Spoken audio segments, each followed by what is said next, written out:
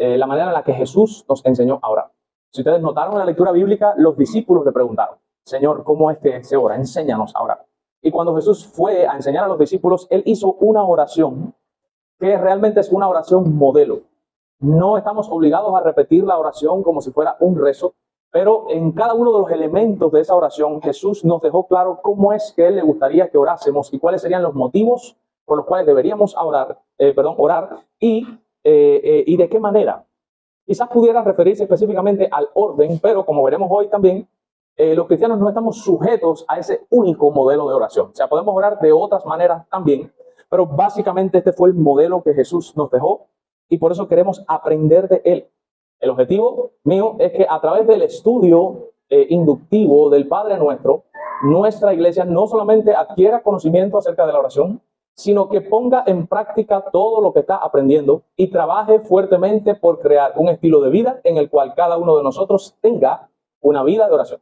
¿Sabe? Que esto de que se habla en las iglesias de una vida devocional, una vida de oración, no sea algo raro y aislado que usted escucha que otras personas hacen, sino que sea algo de la vida de usted, que sea parte de su vida también, que usted también tenga una vida devocional, que usted también tenga una vida de estudio, que usted también tenga una vida de meditación, que usted también tenga una vida de oración.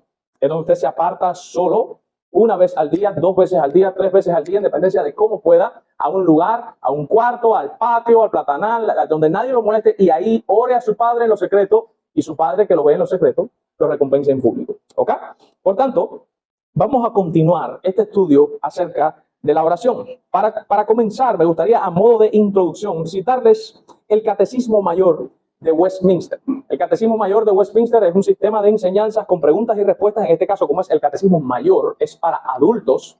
Y Westminster, bueno, pues esto es un catecismo presbiteriano. Sin embargo, ellos, hablando de la oración, fueron mucho más exhaustivos que nosotros los bautistas y ahondaron un poco más en su catecismo. Y por eso quisiera compartir con ustedes unas cuantas preguntas y respuestas del Catecismo Mayor de Westminster acerca de la oración. Y por favor, presten mucha atención. Dice la pregunta 178 del Catecismo Mayor de Westminster: ¿qué es la oración?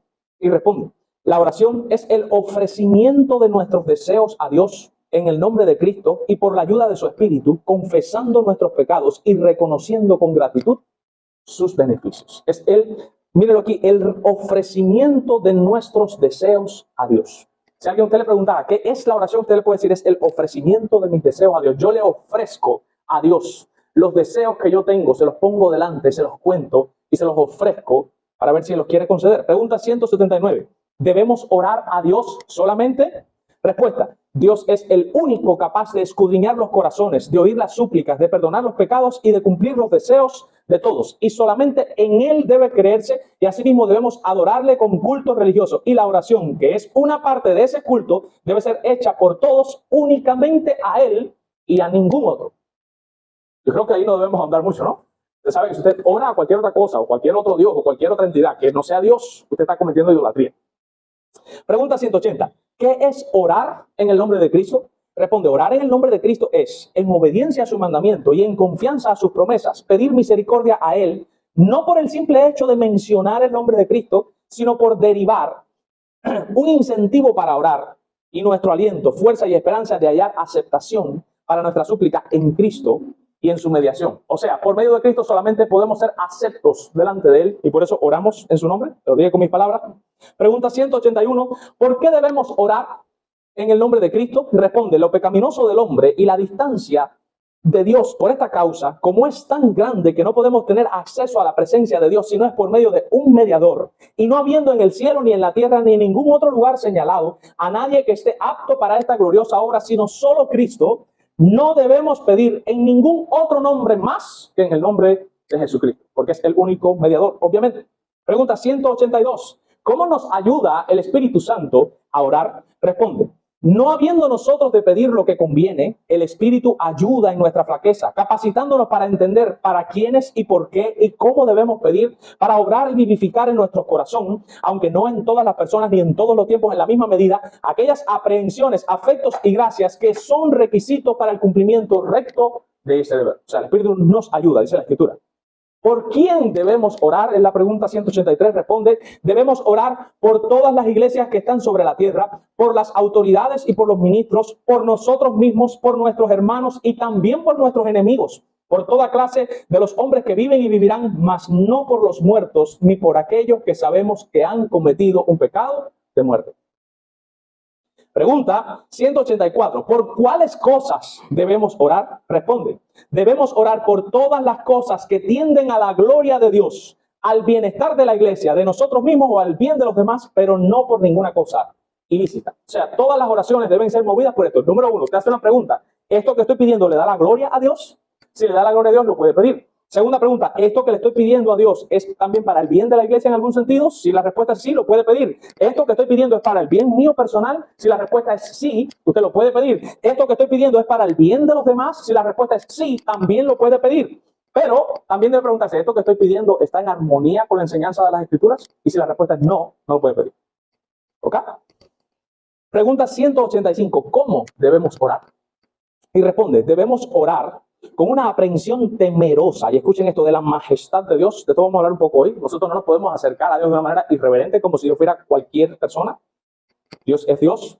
Tenemos que acercarnos a Él con una aprehensión temerosa de su majestad y con un sentimiento profundo de nuestra indignidad, de nuestras necesidades y de nuestros pecados. Con contrición. ¿Qué cosa es contrición? Arrepentimiento, tristeza. Con contrición, gratitud y corazones ensanchados también, obviamente, por su gracia, con entendimiento, con fe, con sinceridad, con fervor, con amor y perseverancia, esperando en Él, con sumisión humilde a su voluntad. Y pregunta 186. ¿Qué regla nos ha dado Dios para dirigirnos en el deber de la oración? Y responde, toda la palabra de Dios es útil para dirigirnos en el deber de la oración. Pero la regla especial para dirigirnos es aquella forma de oración que Cristo nuestro Salvador enseñó a sus discípulos, comúnmente llamada la oración del Señor o el Padre Nuestro, que es lo que estamos estudiando. Y teniendo en cuenta esta introducción, pues ahora vamos a considerar, ya ahora sí con el Catecismo de Hércules Collins, la pregunta 141 del Catecismo de Hércules Collins dice, ¿cuál es esa oración? Y responde Hércules Collins, Padre nuestro que estás en los cielos, santificado sea tu nombre, venga tu reino, hágase tu voluntad, así en la tierra como en el cielo.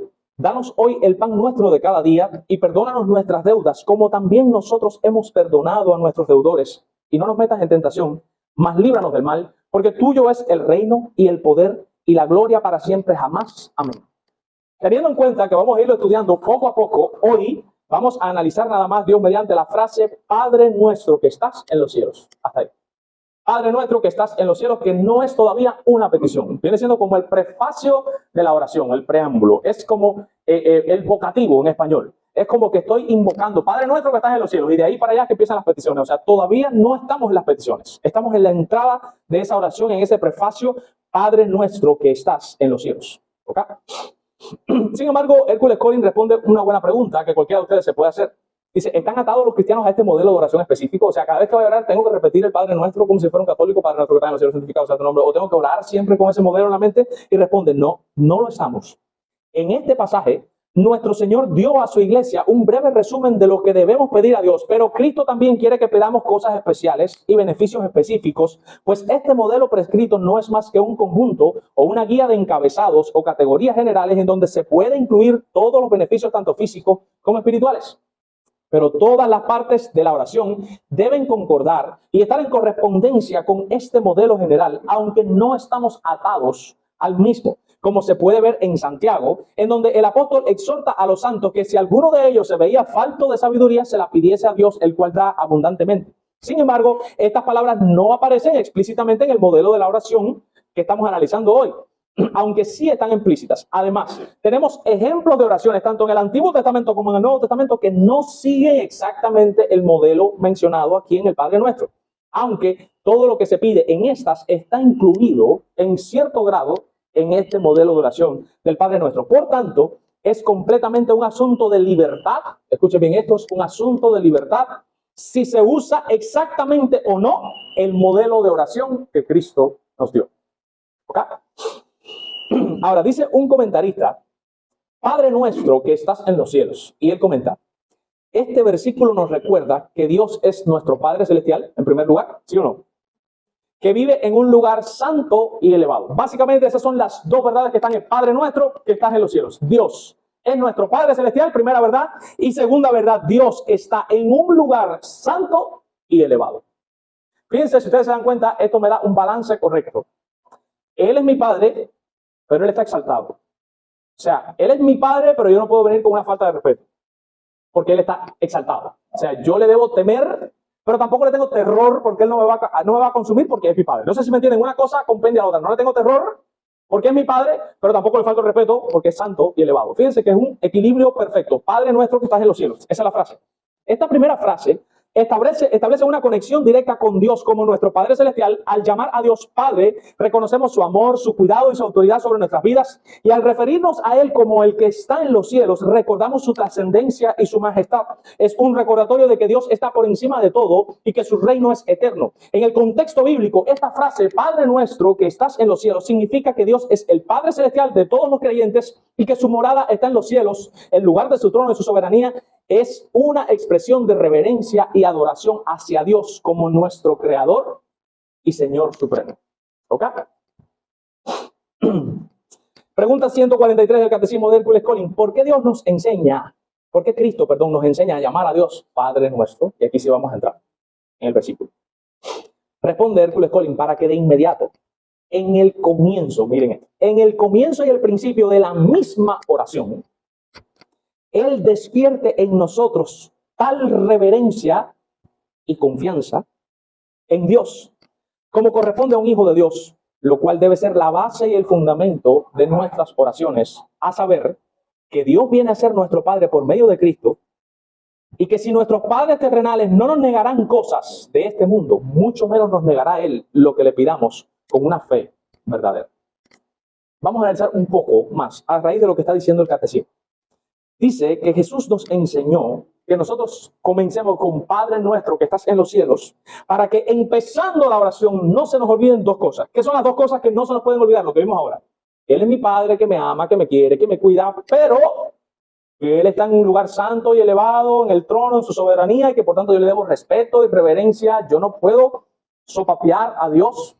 Oye, puro, ayúdame, consorte. Esa falta de respeto al Señor no se puede hacer porque Dios es un Dios santo.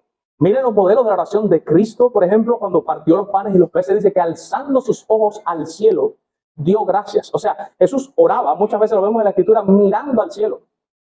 Él elevaba sus ojos al cielo y empezaba a hablar con el Señor, pero siempre de una manera reverente. Y si ustedes notan, en algunos pasajes de la Escritura, la Reina Valera del 60 traduce, no en todos, traduce a Cristo refiriéndose al Padre como usted. En otros pasajes dice tú, Padre, y como que lo tutea un poco más. Pero en algunos pasajes le habla esto de usted. Si usted mira a Cristo, su oración en Getsemaní, usted se da cuenta que Cristo no viene con una actitud arrogante, que es la actitud de la mayoría de los evangélicos hoy día. Padre, en el nombre de Jesús, yo declaro que aquí no. Esa no fue la actitud de Cristo. Cristo vino, Padre, si es posible, bien sumiso y bien por abajo, si es posible que puedas pasar de mí esta copa, pásala. Pero que no sea como yo te lo estoy diciendo, sino como tú quieres, Señor. Ese es el modelo humilde y reverente mediante el cual nos acercamos a Dios. Nosotros no hemos sido investidos con la autoridad ni con el poder de decretar absolutamente nada. Que quede claro, no hay ningún texto en la Escritura que diga que todo lo que nosotros declaremos se va a hacer. Todos los textos que te sacan en la Escritura, que hablan de algo así parecido, cuando usted los estudia en su contexto, no se refería en lo absoluto a nada de decretar. No se refería, cuando usted los mira, ese que citan de Proverbios, ese que citan, cuando usted los mira en el contexto, está hablando de otra cosa, no tiene nada que ver con decretar nada. El único que tiene poder para decretar cosas y que sucedan es Dios, y nosotros no somos Dios. Por tanto, nosotros nos acercamos a Dios reverentemente pidiéndole si es su voluntad. Y por eso es que esta oración empieza con Padre nuestro que estás en los cielos. Una actitud reverente y una actitud también de confianza. Él es mi Padre, Él me va a entender, incluso mis oraciones erradas. Él tiene gracia para conmigo. ¿Ok? Padre nuestro que estás en los cielos, ¿qué quiere decir? Miren lo que decía Martín Lutero con respecto a esto. Con ello, Dios nos está invitando a que creamos que de verdad Él es nuestro Padre y nosotros hijos suyos verdaderos, para que sin temor y con toda confianza y como hijos queridos le pidamos a Él, el Padre nuestro. Ok. En este sentido, la Escritura es bien enfática en que nosotros debemos acercarnos a Dios con confianza. Vamos a empezar por ahí. Vamos a analizar primero la parte del Padre nuestro. Debemos acercarnos a Él con confianza. Vamos a ir a Romanos, capítulo 8, versículos 14 y 15. Romanos, capítulo 8, versículos 14 y 15, dice Pablo, porque todos los que son guiados por el Espíritu de Dios, estos son hijos de Dios. Y versículo 15, pues no habéis recibido, y escuchen bien, esto es clave en la oración, no hemos recibido un espíritu de esclavitud para estar otra vez en temor, sino que hemos recibido un espíritu de adopción por el cual clamamos, Abba, Padre. ¿Qué significa el texto? ¿Y por qué Pablo está hablando de un espíritu de esclavitud y lo está contrastando con un espíritu de adopción? Recuerden que todos estos creyentes a los cuales Pablo les estaba hablando, algunos de ellos eran gentiles, otros eran judíos, que venían de la ley, y en la ley ellos estaban bajo esclavitud. La ley constantemente les estaba infundiendo temor, que la ira de Dios se va a derramar sobre mí, tengo que buscar las dos tórtolas, el palomino, el becerro y rociar la sangre, y siempre había ese sentido de la santidad de Dios que es terrible, va a caer sobre mí. Pablo les está diciendo, miren, ustedes ahora en el nuevo pacto, no es ese el espíritu que recibieron. O sea, ustedes no tienen que estar aterrados cada vez que les pase algo, porque ustedes tienen otro espíritu en este nuevo pacto. Es un espíritu no de esclavitud, no de temor, no tienes que tenerle terror a Dios, porque Él es tu Padre. Tú has recibido un espíritu de adopción. ¿Qué cosa es adopción? Adoptar. O usted dice, voy a adoptar un niño. O sea, nosotros hemos recibido un espíritu porque Dios nos ha adoptado. Somos hijos adoptivos de Dios. Y por eso el Espíritu Santo que mora en nosotros nos infunde, nos impele, nos exhorta y nos anima no a tener terror, eso es lo que está diciendo el texto, no a tenerle terror a Dios y estar esclavo, ay mi madre, ¿qué me va a pasar? Dios me va a mandar un rayo, me va a matar. No, sino que el Espíritu me infunde a que yo clame, Abba, Padre. Miren lo que dice un comentarista. Dice, porque no haber recibido en el tiempo de la conversión, aclara, el espíritu de servidumbre para estar otra vez en temor, y aclara la hora como cuando estaban bajo la ley, acosados de constantes presentimientos bajo el sentido de pecado no perdonado, más habéis recibido o recibisteis el espíritu de adopción en el cual clamamos Abba Padre. La palabra clamamos ahí es enfática en el griego y expresa la espontaneidad, la fuerza y la exuberancia de las emociones filiales. Y ahora miren esto. Esta frase de Abba Padre no está únicamente ahí en Romanos. De hecho, no es la primera vez. En cuestión cronológica, si usted ordena cronológicamente la historia de la Biblia, no es la primera vez que se usa esa frase. Por ejemplo, Pablo mismo la usa, y también vamos a ir a Gálatas, capítulo 4, versículo 6. Pablo mismo la usa en Gálatas también. Dice que, miren desde el versículo 4, dice, pero cuando vino el cumplimiento del tiempo, Dios envió a su Hijo, ese es Cristo, nacido de mujer y nacido bajo la ley, nació Cristo, para que redimiese a los que estaban bajo la ley, a fin de que recibiésemos la adopción, miren aquí, está hablando de lo mismo, la adopción de hijos. O sea, Cristo vino bajo la ley, cumple la ley, para que nosotros ya no estemos bajo la ley y seamos adoptados como hijos de Dios, está diciendo el texto. Por lo cual, sois hijos. Ustedes son hijos de Dios. Dios envió a vuestros corazones el espíritu de su Hijo. Mírenlo ahí. ¿Por qué lo envió? Si usted le hace la pregunta al texto, porque fuimos adoptados. El cual clama, y mira la frase de nuevo, Abba, Padre. Pregunta, en este pasaje de Gálatas, ¿quién es el que clama Abba, Padre? ¿Quién es el que clama? El Espíritu. Dice que recibimos el Espíritu de su Hijo, el cual clama. O sea, miren la conexión. En Romanos estuvimos viendo que somos nosotros los que clamamos a papá, ¿sí o no? Ahora estamos viendo en Gálatas que dice Pablo que no, que es el Espíritu que clama a papá. Y la pregunta es, ¿quién es? ¿El Espíritu o nosotros? Respuesta, los dos. Lo que tenemos que entender, que eso es lo que enseña la Biblia, que cuando hay una aparente paradoja, que es una aparente contradicción, que realmente no existe, realmente los textos no se contradicen, sino que los textos se complementan. ¿Qué significa eso? Que el Espíritu Santo que mora en nosotros, como hemos sido adoptados, Él clama a Papá Padre, y el clamor de Él infunde y nos impele, nos empuja a que nosotros también clamemos. ¿Qué significa eso? Para ponerse en un sentido práctico. Si usted es salvo y usted tiene al Espíritu Santo, el Espíritu Santo te va a mover a orar. Por eso se recuerdan el domingo pasado que yo les decía, si usted no tiene una vida de oración, usted tiene que preocuparse seriamente, porque eso puede ser una evidencia de que usted no ha nacido de nuevo. Si pasan los días y no hay una necesidad en tu corazón, tengo que orar, tengo que contarle, soltar esta carga con el Señor, no puedo más con esto. Si eso no te ocurre, tú de verdad debes preocuparte, debes decirte, mira, estoy perdiendo el tiempo en la iglesia. Lo más probable es que no seas salvo. Porque el Espíritu Santo que mora en nosotros, Él clama y nos empuja, nos impele. Estoy usando la palabra empuja intencionalmente. Porque Mateo 4, cuando habla de que cuando Jesús fue bautizado, dice la escritura que saliendo del agua dice, el Espíritu lo llevó al desierto, dice el texto. Pero cuando usted busca en el idioma original, la palabra que viene ahí es impele, que significa literalmente empuja. O sea, en griego dice literalmente, y el Espíritu lo empujó al desierto. Y obviamente no es que lo empujó. La idea del griego es como que el Espíritu pone, como que ese deseo adentro, tengo que ir al desierto, tengo que ir al desierto. Ese mismo empuje lo da el Espíritu Santo también para orar. Él clama y Él nos empuja, nos impele a que nosotros también clamemos. Por eso es imposible que haya una vida espiritual si no hay vida espiritual. Si usted deja de comer, ¿qué le pasa? Se muere. Si usted deja de orar, ¿cuál es el alimento del alma? El alimento espiritual. Es la palabra, es la oración, es la meditación, es congregarse, es aprender, es enseñarnos mutuamente, es exhortarnos, es orar los unos por los otros. Eso es lo que alimenta el alma, los medios de gracia. Entonces, cuando el Espíritu Santo está en un verdadero creyente, el Espíritu clama y te empuja a clamar. Mi pregunta, y respóndasela personalmente para usted. ¿Usted se ha sentido alguna vez empujado o empujada a orar? Piensen, si usted se ha sentido empujado. Yo he tenido días en los cuales me siento, yo no sabría describirle eso. Es como que si me sintiera el pecho apretado. Como que tú te sientes muy vacío. Les voy a decir el sentir que me da a mí. Como que estoy que me falta, me siento tan desprovisto, tan vulnerable, tan vacío, y siento como que el pecho se me aprieta, y al mismo tiempo eso se mezcla allá adentro como un deseo de llorar. Es una cosa rara, es como que tengo deseos de llorar, pero no tengo ganas de llorar, pero al mismo tiempo estoy triste, y estoy como que con el pecho apretado, y como que me siento vacío, y eso únicamente se quita cuando yo cojo y me meto en el cuarto y oro. Ya, después que yo oro, se acabó la apretazón, se acabó la tristeza, se acabó. Eso es lo que, en mi experiencia personal, esa es la manera en la que Dios trata conmigo, ese es el famoso empuje que siento yo. No quiere decir que todo el mundo lo sienta igual, porque Dios es personal. Dios tiene un trato personal con cada persona, algunos lo empujan de una manera, otros lo empujan de otra, pero la pregunta es, ¿tú sientes que a ti te empujan? ¿Tú te sientes empujado? Porque si te sientes empujado, felicidades, eso es una buena señal. Ahora, si no te sientes empujado o empujada, preocúpate seriamente. ¿Ok?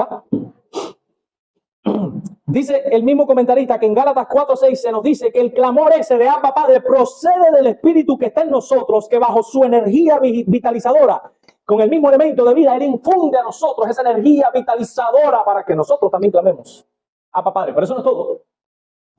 Miren Marcos capítulo 14, versículo 36. Marcos capítulo 14, versículo 36. Dice claramente, vamos a leer desde el 32, vinieron pues a un lugar que se llama Getsemaní y dijo a sus discípulos, sentaos aquí, entre tanto que yo oro. ¿Sí o no? Ese es Cristo. Le dijo, espérenme aquí, siéntense aquí que me voy a ir a orar. Y tomó consigo a Pedro, a Jacobo y a Juan y comenzó a entristecerse, Cristo, y a angustiarse y les dijo, mi alma está muy triste hasta la muerte, quedaos aquí y velad. Y dice el 35, y yéndose un poco más adelante se postró en tierra y oró que si fuese posible pasase de él aquella hora. Y decía, ¿qué decía Cristo?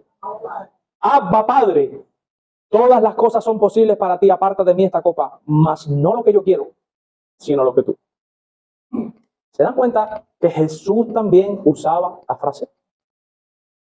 Por cierto, si ustedes miran aquí, esto es una parte. En el versículo 34 se cae la teología carismática.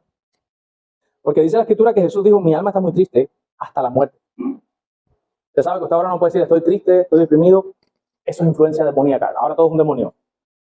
Ese es el demonio. Reprende eso en el nombre de Jesús y échalo fuera. Ah, sí, entonces Jesús estaba endemoniado también. ¿O Jesús estaba influenciado por un demonio? No, hermanos, somos seres humanos. Como somos seres humanos, tenemos un aparato emocional, me puedo deprimir. Y no es que ningún demonio me esté influenciando, es que me deprimí. Jesús se deprimió ahí, triste hasta la muerte, lo dijo bien claro. Estoy angustiado. Entonces, no toda angustia, no todo sufrimiento, no toda tristeza viene del demonio. ¿Okay? Los carismáticos son todo es culpa del diablo. Adulteraste, no, es el demonio que te... No, no es el demonio. Dijiste una mentira, no, ese es el demonio del diablo mentiroso. No, el mentiroso fuiste tú. ¿Entiendes? De todo la culpa es del diablo. No, la culpa es de nosotros. Sigue diciendo. Él también clama Abba Padre. Obviamente, ¿movido por quién, Jesús? Por el Espíritu que está en él. Miren lo que dice este comentarista. Dice que Abba es un vocablo sirocaldaico, que significa padre. Y se agrega a la correspondiente palabra griega. O sea que Abba es lo mismo que padre, pero Abba lo está diciendo en el idioma que hablaba Jesús y padre lo está diciendo en griego, que fue donde fue escrito el Nuevo Testamento. Abba Padre. Se está diciendo padre, padre, pero de dos maneras distintas o en dos idiomas distintos. Sin embargo, yo he leído en otros lugares que la palabra Abba tiene una connotación como que un poco más de ser, estamos más cercanos, hay como más intimidad, hay más confianza. Esa es la palabra. ¿Ah? Dice que, no por cierto para decir al lector que ambas significan la misma cosa, sino por la misma razón que motivó las dos palabras en los labios de Cristo mismo durante la agonía en el huerto. A él le gustaba sin duda pronunciar el nombre de su padre en las dos formas usuales, dando primero la de su amada lengua materna y luego la que había aprendido. En ese sentido, el uso de ambos vocablos tiene sencillez y fervor encantadores, dice este comentario. En la cultura hebrea, la repetición era sumamente importante. La repetición significaba varias cosas, entre ellas, una de ellas es, préstenme atención.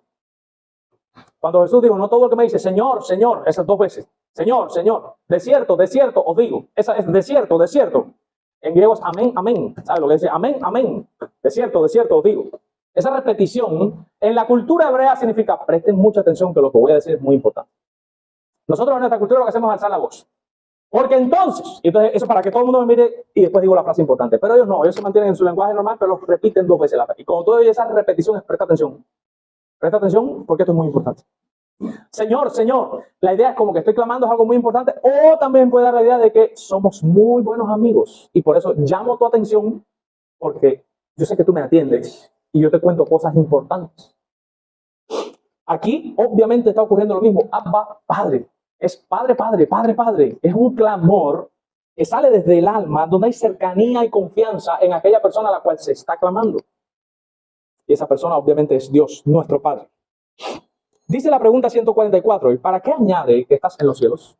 Después de hablar del Padre nuestro, ¿para qué añade que estás en los cielos? Responde Hercules Collins, para que no nos formemos un concepto bajo, escuchen esto, ni terrenal de la majestad celestial de Dios, y para que también busquemos y esperemos de su omnipotencia todo lo necesario para nuestra alma y nuestro cuerpo. Lo voy a repetir, hay dos ideas ahí. ¿Por qué añadió que estás en los cielos? Número uno, para que no nos hagamos un concepto bajo de Dios. Dios no es un simple ser humano. Esta idea de que Dios es majestuoso la tenemos que tener en mente cada vez que nos acercamos a Dios. Miren Jeremías, capítulo 23, versículo 24. Vamos a buscar el profeta Jeremías, el capítulo 23, versículo 24, para que veamos que dice, ¿se ocultará alguno, dice Jehová, en los escondrijos que yo no lo vea? ¿No lleno yo, dice Jehová, el cielo y la tierra? Y obviamente la idea es que Dios es omnipresente. Él llena los cielos y la tierra. Y la pregunta es, ¿quién se le va a esconder a Dios? ¿Quién va a hacer algo que Dios no lo va a estar mirando? Por tanto, Él es majestuoso y tenemos que temerle porque Él me está viendo en todo momento. En todo momento me está mirando. Miren Hechos, capítulo 17, versículos del 24 al 27. Dice la Escritura, el Dios que hizo el mundo y todas las cosas que en él hay, siendo el Señor del cielo y de la tierra, no habita en templo hecho por manos humanas, ni es honrado por manos de hombres, como si necesitase algo, pues Él es quien da a todos vida y aliento a todas las cosas. Y de una sangre ha hecho todo linaje de los hombres, para que habiten sobre la faz de la tierra, y que les sea prefijado el orden de los tiempos y los límites de su habitación. ¿Para qué? Para que busquen a Dios, si en alguna manera palpando puedan hallarle, aunque ciertamente no está lejos de cada uno de nosotros. ¿Por qué? Porque en Él vivimos y nos movemos y somos, como algunos de vuestros propios poetas también han dicho, porque linaje suyo somos. Está en todas partes, es el que te da aliento a todos. En Él vivimos, nos movemos y somos. No podemos escapar de Él. Por tanto, esa hipocresía manifiesta a la hora de orar específicamente no pasa desapercibida para el Señor. Miren la parábola del publicano. Dice la Escritura que el fariseo decía, Señor, miren la oración del fariseo. Te doy gracias porque no soy como este publicano, porque yo ayuno tantas veces a la semana y yo doy tantas ofrendas y yo, todo yo hago esto, yo hago aquello. Y yo no soy como aquel publicano que está allá atrás. Viene entonces ahora el publicano, dice la escritura que el publicano se golpeaba el pecho y no queriendo ni alzar sus ojos al cielo, decía, sé propicio a mí, pecador. Ya, dice la escritura, de cierto os digo que descendió justificado. ¿Quién justificó Dios? Al publicano. ¿Cómo estaba el publicano? Humillado ante la majestad de un Dios santo y él sabiendo que es pecador e indigno. ¿Cómo estaba el fariseo? ¿Qué era un fariseo? ¿Un pelagiano? No, yo soy bueno. Yo soy bueno. Yo puedo. Yo soy obediente. Yo cumplo la ley. Yo, la oración era de él, Señor, te doy gracias porque yo hago esto, yo hago aquello, yo soy mejor que este. ¿Qué pasó a ese hombre? No salió justificado. Esas oraciones arrogantes, carismáticas, no pueden formar parte de la vida de la iglesia. Nosotros no podemos orar a Dios así, de esa manera. Nosotros no estamos en la condición de poderle hablar a Dios de esa manera porque nosotros somos trapos de inmundicia delante de su presencia. Nosotros somos gusanos, como dice la Escritura, y tenemos que orar como tal. Como un ser muy por debajo del Creador que necesita de la ayuda del Creador y que no le da órdenes, ni mangonea, ni usa al Creador como un títere. Y por último, nosotros necesitamos de Él. Todos nosotros necesitamos del Señor. Miren el Salmo 73, versículos del 25 al 28. Este es posiblemente uno de los pasajes de la Escritura que más me gustan por lo que dice. Específicamente el Salmo entero. Yo personalmente soy muy amante de los Salmos. Pero estos versículos del 25 al 28 del Salmo 73, para mí son muy amados. Y expresan básicamente esto. El clamor de nuestras almas, cuando le clamamos a Él, Abba Padre, debe ser este. Dice el salmista, ¿a quién tengo yo en los cielos sino a ti? Y fuera de ti, nada deseo en la tierra. Mi carne y mi corazón desfallecen, mas la roca de mi corazón y mi porción es Dios para siempre. Porque he aquí que los que se alejan de ti perecerán. Tú destruirás a todo aquel que de ti se aparta. Pero en cuanto a mí, mírenlo aquí, en cuanto a mí, el acercarme a Dios es el bien. Ese es el bien, el acercarme a Dios. He puesto a Jehová el Señor mi esperanza para contar todas sus maravillas. Hermanos, ¿a quién tiene usted en los cielos sino solo a Dios? Entonces, ¿por qué cuando usted tiene problemas de estómago usted va con un brujero que le cure el empacho? Porque usted no dice como el salmista, ¿a quién tengo yo en los cielos sino solo a Dios? Porque usted en fin de año tira un cubo de agua por el balcón. Porque usted no dice, ¿a quién tengo yo en los cielos sino solo a Dios? No cantamos el domingo pasado, eres mi protector. Si Dios te protege, ¿para qué tú tiras agua en tu casa?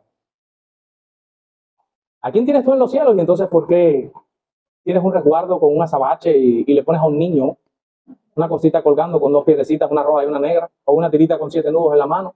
O un ajo con un no sé qué detrás de la puerta. O una mata de no sé qué cosa en forma de cruz ahí detrás de la puerta. O una herradura. ¿Tú tienes al Señor? ¿A quién tienes tú en los cielos? Sino solo a Él.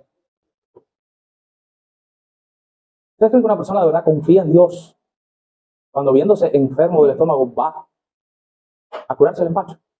¿Usted puede hablar de alguien que tiene fe en el Señor Jesucristo? Ahora lo digo claramente, usted no puede sentarse a la mesa de Dios y a la mesa de los demonios al mismo tiempo. Ninguno puede servir a dos señores, dice la Escritura, porque amará a uno más que al otro. Usted no puede creer en Dios y se curar el empacho. Usted no puede ver a su hijo matungo, llevarlo que le tienen 3 hierbazos en la cabeza a ver si se le quita la matunguera que tiene. ¿A quién tengo yo en los cielos? Sino solo a ti, Señor. Nosotros tenemos una profunda necesidad de Él. Y usted puede tener la certeza de que Dios es tu Padre. Yo quiero que esto te quede bien claro. Dios es el Padre tuyo.